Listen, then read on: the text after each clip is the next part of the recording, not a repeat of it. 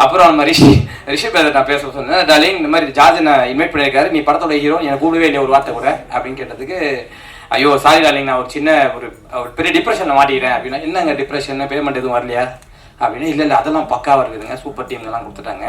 ஆனால் நம்ம படத்தோடைய ஆடியோ லான்ச்சுக்கு வந்து நிறைய செலிபிரிட்டிஸ் கூப்பிட்டுருந்தேன், முக்கியமாக எனக்கு நல்ல க்ளோஸான செலிபிரிட்டிஸ்.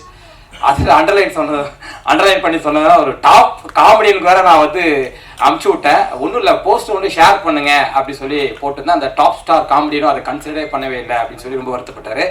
அப்படிதான் நீங்கள் 100 பேருக்கு அனுப்புங்க, 10 பேருக்கு அனுப்புங்க, பிரச்சனை இல்லை பிரதர். ஒருத்தர் உங்கள் மனசார வாழ்த்த வந்துட்டாங்கன்னா அதுவே உங்களுக்கு பெரிய ஆசீர்வாதமாக இருந்தது. அந்த ஒரு அடிப்படையில் தான் நான் வந்தேன், உண்மையில அந்த அடிப்படையில் தான் வந்தேன். இப்போ நடிக்கவே நிறைய பேர் கேட்பாங்க, நீ நடிச்ச படத்துக்கு போ, அப்போதான் மூஞ்சி வெளியே தெரியும், கண்டென்ட் வெளியே வருவாங்க. எனக்கு அதெல்லாம் தேவையே கிடையாது.